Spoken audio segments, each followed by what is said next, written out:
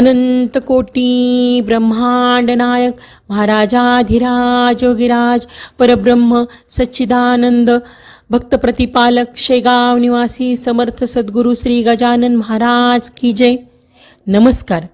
आपल्या गुरुस्तुती या चॅनलवर सगळ्यांचे स्वागत आहे. आपण आपले काही अनुभव असतील तर ते आम्हाला नक्की कळवा. ते आपण आपल्या चॅनलवर सांगू. तसेच आपल्या चॅनलवर येणाऱ्या व्हिडिओबद्दल तुमच्या प्रतिक्रियासुद्धा कळवा. तुम्ही आम्हाला कमेंट किंवा डिस्क्रिप्शन बॉक्समधल्या ID वर ईमेल करू शकता.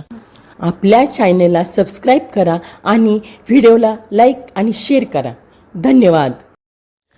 हा अनुभव संकलन व शब्दांकन जयंत वेलणकर, नागपूर येथून. दादा म्हणतात, हेची दान देगा देवा तुझा विसर न व्हावा. जय गजानन. मी गजानन विजय ग्रंथाच्या 10व्या अध्यायात बाळाभाऊ आणि भास्कर पाटील यांच्यातील एक प्रसंग आहे. बाळाभाऊ मुंबईला नोकरीचा राजीनामा देऊन शेगावला महाराजांच्या चरणी लीन होण्यासाठी येतात. तेव्हा भास्कर पाटील त्यांना म्हणतात, ओढाळ बैल हिरव्यावर पाही पडाया निरंतर, त्यास जरी दिला मार तरी तो येई इथे पुन्हा, तैसी लोचटा तुझी कृती, झाली जयाला विरिक्ती, त्यानेच येथे यावे रे. भास्करांचं हे अहंकाराचं भाषण महाराजांना पटलं नाही. म्हणून पुढे महाराजांनी बाळाभाऊला मारून त्याची परीक्षा घेतली. त्याची योग्यताही सिद्ध केली आणि अहंकार योग्य नव्हे हा धडाही भास्करला दिला. या प्रसंगाचा आम्ही गजानन महाराज भक्तांनी शांतपणे विचार केला तर यातून महाराजांची शिकवण स्पष्ट होते. ती अशी की एकतर दुसऱ्याच्या भक्तीवर सेवेवर अविश्वास दाखवू नका, त्याला कमी लेखू नका, आणि दुसरं व महत्त्वाचं म्हणजे स्वतःचीच भक्ती श्रेष्ठ असा अहंकार बाळगू नका. अर्थात त्या काळी बाळाभाऊ भास्कर यांच्या माध्यमातून दिलेली ही शिकवण महाराज आजही आपल्याला देतात. हे डोळसपणे आपण विचार केला तर लक्षात येईल. या संदर्भात आज जे विविध अनुभव आपल्याला लक्षात घ्यावायचे आहेत ते एकाच कुठल्या भक्ताचे नसून अनेक भक्तांना जे वेळोवेळी अनुभव येतात ते प्रातिनिधिक स्वरूपात येथे प्रस्तुत आहे.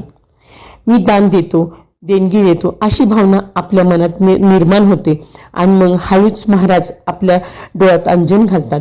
एकदा मी शेगावला एक बऱ्यापैकी रक्कम देणगी म्हणून देण्याचे ठरवले. थोडा अभिमान वाटला. मी देणगी काउंटरवर उभा राहिलो. माझ्यासमोर एक साधारण परिस्थिती असावी अशी बाई उभ्या होत्या. सोबत असलेल्या त्यांच्या सुनेकडून समजलं की लहान मोठी कामं करून बरेच दिवसापासून गजानन बाबांसाठी त्यांनी ही ठेव जमा केली आहे. एका कापडात जमा केलेली ती रक्कम मी देणार असलेल्या रकमेच्या 10 पट होती. पुढे गजानन महाराज मंदिराचे ट्रस्टी भेटले. ते सांगत होते, आमच्या मंदिरातील ध्यानगृहात आम्ही अर्धवट प्लास्टरिंग करून खाली काही भाग तसाच सोडून दिला होता. एक दिवस एक गृहस्थ आले. त्यांनी मला विचारलं, हे असं का? त्यांना म्हटलं, आम्हाला तिथं ग्रेनाईट लावायचं आहे, त्यासाठी 3 लाख रुपये हवेत, पण सध्या आमच्याजवळ पैसा नाही म्हणून थांबलो आहोत. त्यावर ते म्हणाले, मी तुम्हाला सध्या ग्रेनाईट देतो, तुमच्याजवळ जसे पैसे येतील तसे थोडे थोडे करून मला द्या. 4 दिवसात मंदिरात ग्रेनाईट पोहोचून काम सुरू झालं. ठरल्याप्रमाणे हळूहळू आम्ही पैसे देत गेलो. आता जवळपास देणं पूर्ण होत झालं. शेवटचे 5,000 बाकी होते. ते बाहेर गावी होते.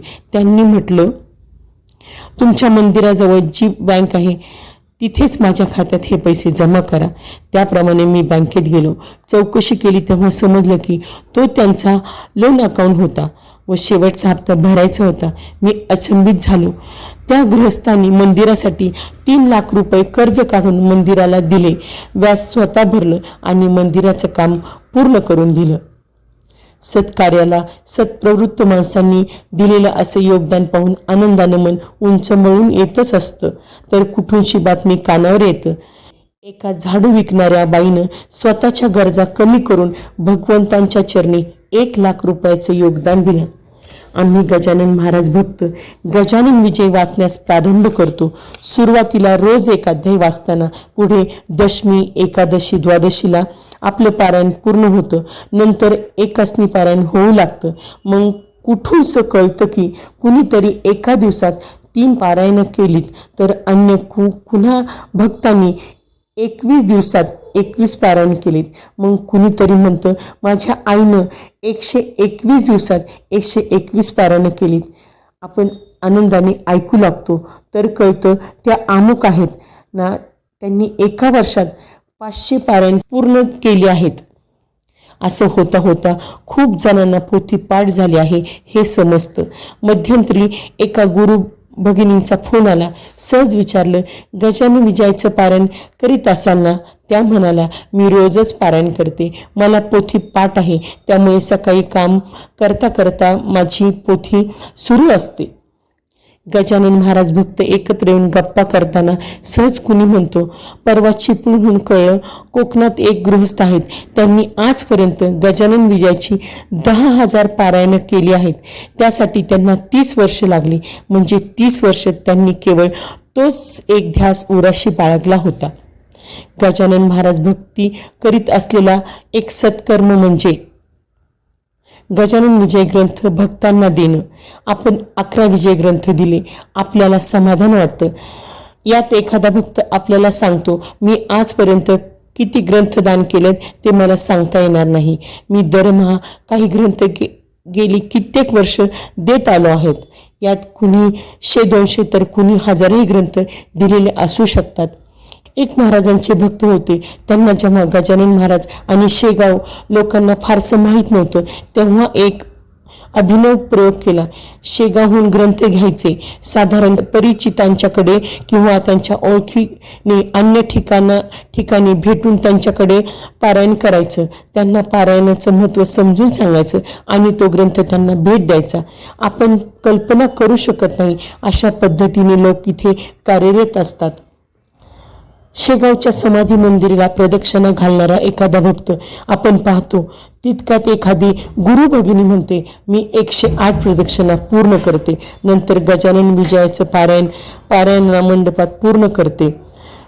कुणीतरी सांगतं माझ्या हजारो प्रदक्षिणा झाल्या असतील, तर कुणी म्हणेल माऊली मी शेगाव जवळच असतो, गेल्या अनेक वर्षापासून दर गुरुवारी 21 प्रदक्षिणा मी घालीत आलो आहे.